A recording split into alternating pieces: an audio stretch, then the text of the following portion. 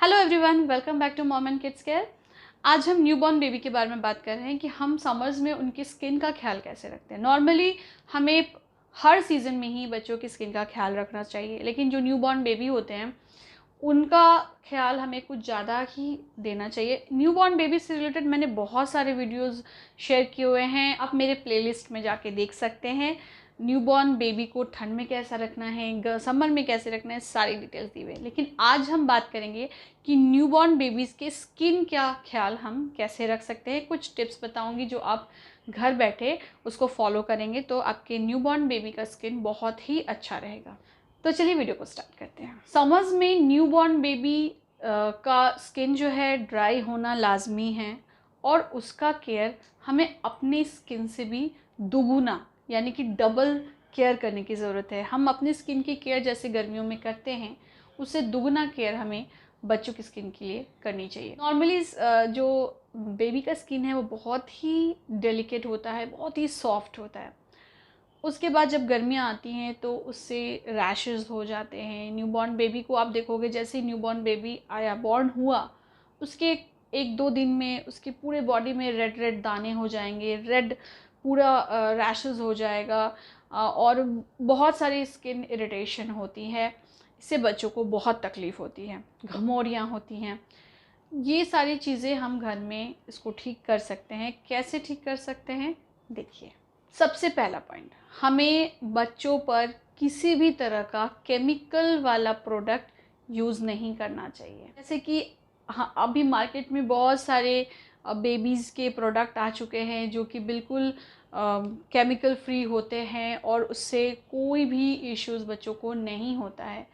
इताशा जब छोटी थी तो उस टाइम से मैं इताशा को हिमालय के प्रोडक्ट यूज़ कराती थी। देन उसके बाद मैंने ममा अर्थ के प्रोडक्ट यूज़ किए। मैं इन दोनों को बिल्कुल प्रमोट नहीं कर रही हूँ, लेकिन मुझे इनके प्रोडक्ट्स अच्छे लगे थे उस टाइम एंड मैंने उसको यूज़ किया था। और इनफैक्ट वो अभी भी हिमालय के प्रोडक्ट यूज़ कर रही है और मुझे नहीं लगता कि मुझे कोई इशू हुए थे इताशा की स्किन को लेके। छोटे बच्चों से लेके अभी तक भी कोई इश्यूज़ नहीं हुए।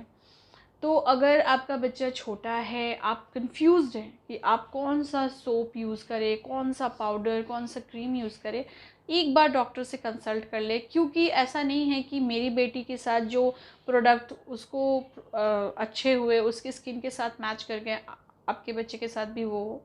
लेकिन जो माइल्ड हो, जो सही हो, जो बच्चों को नुकसान ना पहुंचाए, उसी तरह के प्रोडक्ट्स यूज़ करें। मैं हिमालय की इसलिए बोल रही हूँ क्योंकि बाकी जो प्रोडक्ट्स हैं थोड़े महंगे आते हैं और being a middle class family या सबके लिए अफोर्डेबल नहीं है। बहुत सारे ऐसे सेबामेड है और बहुत सारे प्रोडक्ट्स हैं, बहुत महंगे महंगे प्रोडक्ट्स हैं, but I don't think so कि सबके लिए वो क्या अफोर्डेबल है। तो जो अफोर्डेबल है हम उसको यूज़ कर सकते हैं, उसमें कोई बुराई नहीं है। क्रीम, लोशन बिल्कुल आप यूज़ कर सकते हैं, गर्मियों का मौसम है।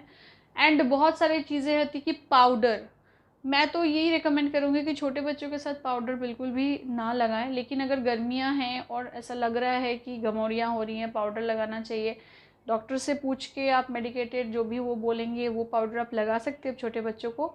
लेकिन अगर फिर भी पाउडर लगाना है तो मैंने पाउडर कैसे बच्चों को लगाना है, क्या करना है, उसके ऊपर भी एक वीडियो बनाया है, आप वो जाके चेक कर सकते हैं। तो वो भी बहुत यूज़फुल होने वाला है आपके लिए।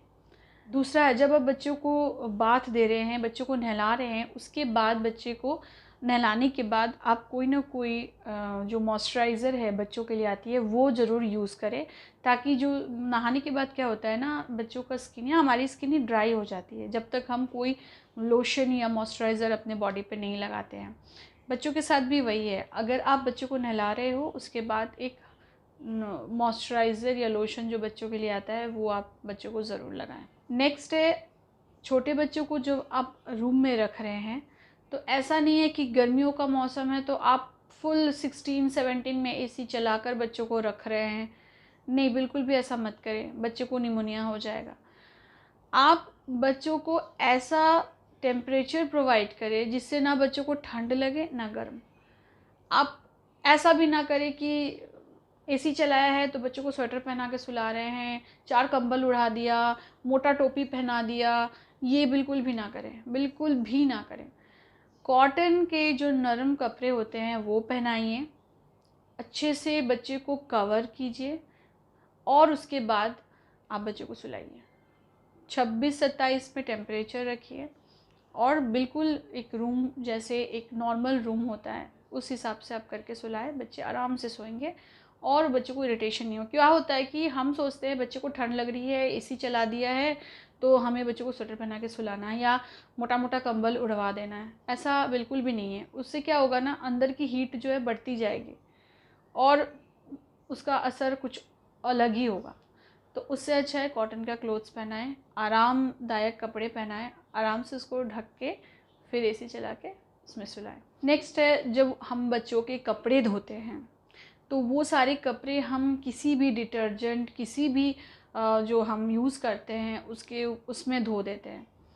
अगर डिटर्जेंट या जो वॉशिंग पाउडर होता है उसका कोई भी कण कपड़ा में रह गया और वही कपड़ा अपने बच्चों को पहना दिया तो रैशेस होना तय है, क्योंकि जो डिटर्जेंट या वॉशिंग पाउडर हम यूज़ करते हैं वो बहुत ही हार्मफुल है।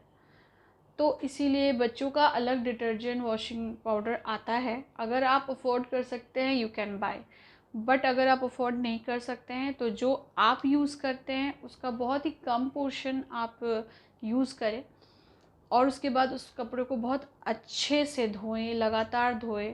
गर्म पानी अगर कर सके तो गर्म पानी से धोएं, धो के उसके बाद उसको अच्छे से सुखा के आप पहनाएं बच्चों को। लेकिन ध्यान दें कि आपने डिटर्जेंट बहुत सारा डाल दिया एंड कपड़ों को धो के और उसके बाद वैसे ही पहना दिया तो उससे रैशेज़ होना तय है बच्चों को। इसका ध्यान ज़रूर दें। नेक्स्ट है डायपर एंड बेबी वाइप्स।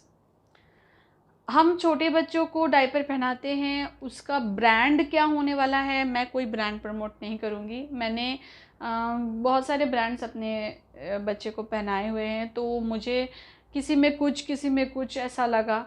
हो सकता है वो आपके लिए अलग हो।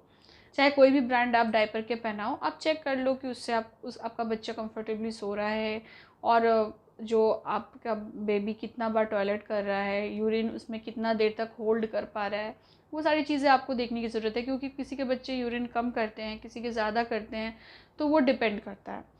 तो आपको समझने की ज़रूरत है। और अगर फिर भी बच्चा को रैशेज़ हो रहा है तो एक बार आप ब्रांड चेंज करके देखें और फिर, लेकिन लगातार ब्रांड चेंज करने के बाद भी आप देख रहे हो कि रैशेज़ हो ही रहे हैं तो इसका मतलब स्किन में कुछ प्रॉब्लम है, इरिटेशन है। रैशेज़ क्रीम बहुत सारी हैं तो डायपर चेंज करके देखें आप। अगर रैशेज़ हो रहे हैं, रैशेज़ क्रीम है बहुत सारे मार्केट में, आप वो यूज़ कर सकते हैं। डॉक्टर को दिखा के आप रैशेज़ क्रीम ले सकते हैं। या फिर अगर फिर भी आप लगातार ब्रांड चेंज कर रहे हैं और फिर भी रैशेज़ कम नहीं हो रहे हैं, रेडनेस कम नहीं हो रहा है, तो एक बार डॉक्टर से चेकअप कराएं। बेबी वाइप्स भी आप वैसे ही यूज़ करें, किसी भी तरह के बेबी वाइप्स बिल्कुल ना यूज़ करें कि मार्केट में ABCD कुछ भी आता है। तो देख के परख के आप चीज़ों को लें।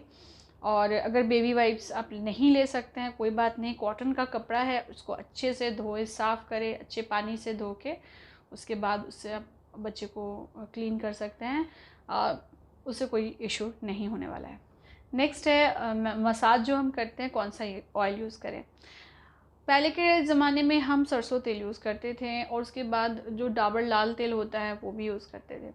लेकिन आज के ज़माने में बहुत सारी चीज़ें आ चुकी हैं और भी है कि जब हम सरसों तेल यूज़ करते हैं गर्मियों के दिनों में तो उससे लाल लाल दाने निकल जाते हैं। बहुत सारे बच्चों के साथ ये प्रॉब्लम है। तो अगर सरसों का तेल आपको सूट नहीं कर रहा है तो आप जैतून का तेल जो ऑलिव ऑयल होता है उससे आप देख सकते हैं, ट्राई कर सकते हैं।